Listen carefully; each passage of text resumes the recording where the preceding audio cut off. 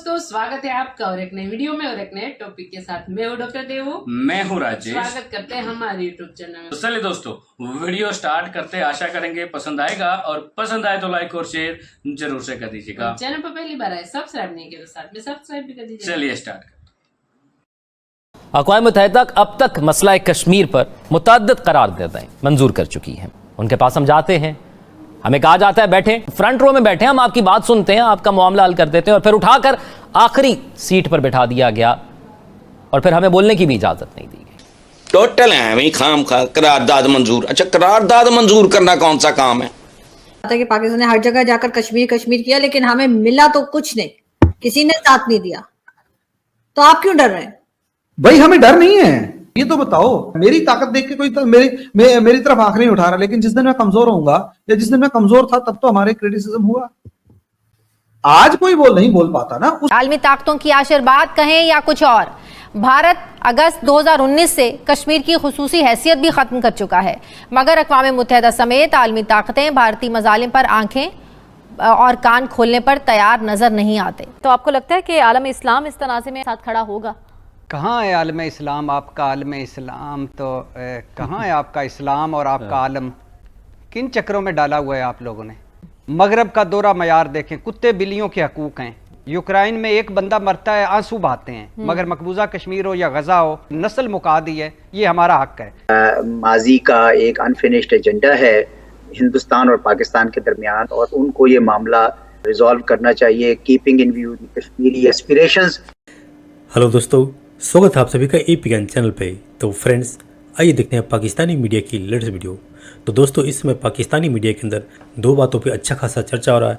एक तो ये कि भारत ने पाकिस्तान को ब्रिक्स में शामिल होने नहीं दिया, और दूसरी जो अभी 27 तारीख निकला है, यानी 27 अक्टूबर को, जिससे कि पाकिस्तान ब्लैक कश्मीर डे के नाम से मनाता है। यानी उस दिन पूरा पाकिस्तानी मीडिया अपनी TV पर भारत के खिलाफ कश्मीर के बहाने प्रोपेगेंडा करता है। लेकिन इसी के साथ साथ कई पाकिस्तानी मीडिया और भारत के अंदर बैठे लोग भी यह बातें करते हैं कि भारत और पाकिस्तान के बीच में ट्रेड होना चाहिए, और अगर पाकिस्तान की प्रॉस्पेरिटी बढ़ती है, पाकिस्तान के पास पैसे आते हैं, तो उससे पाकिस्तान मजबूत होगा, जिससे पाकिस्तान का ध्यान आतंकियों की तरफ कम जाएगा और भारत के अंदर आतंकियों को भेजना कम करेगा।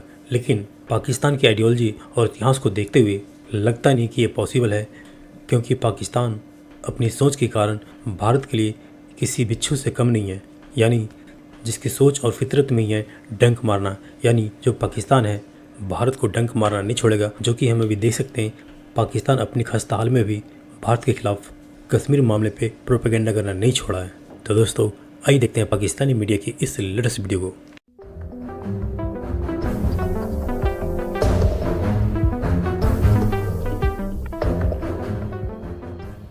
तो हम आज बात करेंगे ब्रिक्स की, ठीक है। और आप लोगों ने हमें तो आने नहीं दिया पाकिस्तान को इसका भी शिकवा है कि आपने पाकिस्तान को नहीं आने दिया, लेकिन आपने टर्की को भी या तुर्किया को भी नहीं आने दिया। मैं ये नहीं कह रहा हमारी कंट्री ने बदला लिया, लेकिन एक बार सोच कर देखिए, आप एक्सपेक्ट कैसे करते हैं? क्या पाकिस्तान को एक बार शर्म नहीं आई होगी ये पूछते हुए या कहते हुए पाकिस्तानियों को कि यार इंडिया ने हमारा रास्ता रोक दिया? OIC में पाकिस्तान ने क्या किया था, क्या करता है? हालांकि इंडिया को OIC की जरूरत नहीं है, OIC को इंडिया की जरूरत है आज के दिन, बट स्टिल पाकिस्तान ने अगर सबसे बड़ा अड़ंगा OIC में लगाया तो उसके पीछे का रीजन बता दीजिए आप प्लीज। पहली बात तो इंडिया ने ऐसा कुछ कहा ही नहीं होगा। इंडिया ने सिर्फ इतना कहा है कि एक तरीके से जिसे कहते हैं कॉमन ओपिनियन चाहिए, ऐसा नहीं होना चाहिए कि हम इम्पोज कर और एक आधे को इग्नोर। हम तो ये चाहते हैं पाकिस्तान आए, लेकिन अपना वो जो प्रोपेगेंडा उसे छोड़ के आए। लेकिन हमें तो हाँ जी, मुझे तो as a Pakistani, may be I am wrong, लेकिन मुझे तो एज अ पाकिस्तानी यही नजर आता है कि पाकिस्तान ने हर जगह जाकर कश्मीर कश्मीर किया, लेकिन हमें मिला तो कुछ नहीं, किसी ने साथ नहीं दिया। तो आप क्यों डर रहे हैं? भाई हमें डर नहीं है, कर ही क्यों रहे हैं ये तो बताओ। मेरे को कोई गाली बक रहा है, मेरी ताकत देख के कोई मेरी तरफ आंख नहीं उठा रहा, लेकिन जिस दिन मैं कमजोर होऊंगा या जिस दिन मैं कमजोर था तब तो हमारे क्रिटिसिज्म हुआ।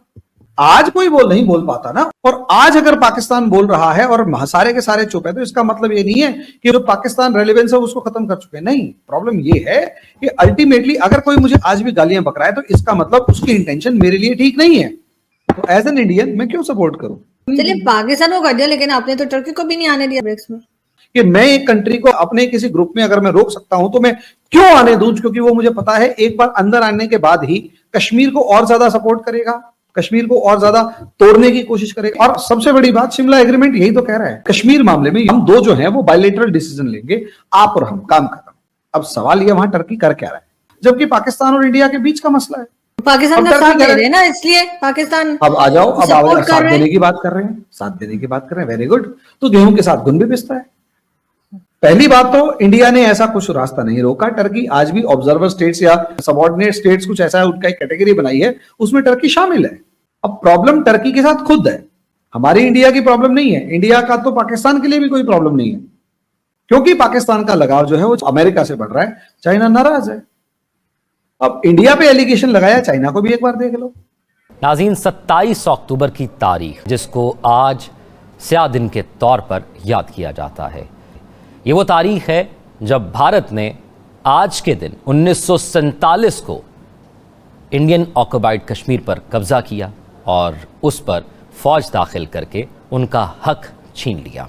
अक़वाम मुत्तहिदा अब तक मसला कश्मीर पर मुतअद्दिद करारदादें मंजूर कर चुकी हैं। उनके पास हम जाते हैं, हमें कहा जाता है बैठे, इन करारदादों के बाद भी कहा गया बैठे, फ्रंट रो में बैठे, हम आपकी बात सुनते हैं, आपका मामला हल कर देते हैं, और फिर उठाकर आखिरी सीट पर बैठा दिया गया और फिर हमें बोलने की भी इजाज़त नहीं दी गई। नजम साकिब साहब, पाकिस्तान का जो मतमा नज़र है कश्मीर के मसले पे, एक शेर सुनाते हैं आपको, एक पाकिस्तानी शायर का शेर है, मेरे वजूद का हिस्सा है वादी कश्मीर, ये मेरा कर्ज है लेकिन वसूल कैसे हो। देखिए, इस वक्त जो सूरत हाल है ना, वो तमाम हदूद पार हो चुकी हैं जो कि इंसानियत की तारीख़ में जब जुल्म व बर्बरियत की बात होती है। अब तक आप ज़रा तादाद देखिए, कितने लोग जो हैं वो शहीद किए गए, कितनी माएँ जो हैं उनसे बेटे छीने गए, कितने बच्चों से उनके वालिदैन छीने गए। आप ज़रा एक उसकी देखिए। तो एक तो ये सूरत हाल नज़र आई। टेक्निकली, सिफारती तौर पे और प्रैक्टिकली एक बहुत बड़ा वो यानी इकदाम लेते हैं 5 अगस्त 2019 को, और जो मकबूजा कश्मीर की जो आइनी सूरत हाल थी वो 370 के ज़रिए उसको ख़त्म कर दिया जाता है। तो कश्मीर जो बहसीत एक एजेंडा आइटम के यूनाइटेड नेशन सिक्योरिटी काउंसिल के ना सिर्फ आर्काइव्स में है बल्कि उनकी वेबसाइट पे है कि ये एक मसला है जिसका एक फ़ाइनल सोल्यूशन होना है। अब मुझे ये बताइए, हिंदुस्तान कहता है ये हमारा अटूट अंग है। आज ज़रा देखिए तो सही वहाँ की सूरत हाल क्या है कि आपने 5, 6, 7 पता नहीं 10 लाख आपने फौजी, यानी अगर वो आपका अटूट अंग है, 1 मिनट के लिए मान भी लिया, तो आप ये जुल्म अपने अटूट अंग के साथ क्यों कर रहे हैं? इतने फौजी अपने भेज के उनकी ज़िंदगी, उनकी तालीम, उनकी सेहत, उनके हिसाब किताब, उनकी सोच, उसको महसूर करने का क्यों सोच लिया? लेकिन तस्वीर का दूसरा रुख ये है कि दुनिया में एक मुल्क भी ऐसा नहीं है जिसने ये कहा हो कि जनाब अब कश्मीर आपका हिस्सा है। तो कश्मीर तो वैसे ही डिस्प्यूटेड एरिया है ना जी। अच्छा जी। दूसरी बात ये है कि सिक्योरिटी काउंसिल के एजेंडे की जिस तरह मैंने बात की, एक तरफ हम देख रहे हैं कि इलेक्शन भी करवा दिए ये वो, लेकिन जिद्दोजहद जारी है जी। लोग शहीद हो रहे हैं और जेलें भरी हुई हैं, जो लीडर्स हैं हुर्रियत के खासतौर पर जेलें भरी हुई। थैंक यू दोस्तों, वीडियो को यहाँ तक देखने के बाकी आपकी क्या राय है ये कमेंट में लिखकर बता दीजिए। फिलहाल आपसे विदाई ले रहे, मिलेंगे और अपने वीडियो में आपके साथ। टिल देन, जय हिंद, जय भारत।